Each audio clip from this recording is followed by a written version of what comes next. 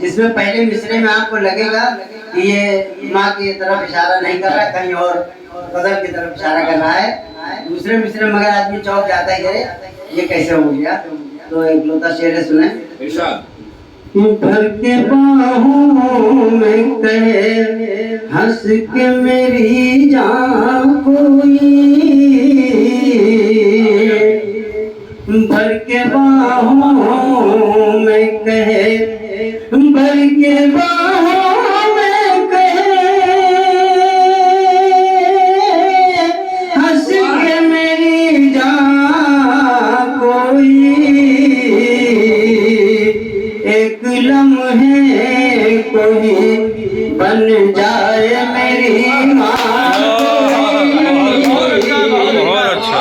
एक लम्हे कोई बन जाए मेरी माँ। गजल सुने तो आप सियासी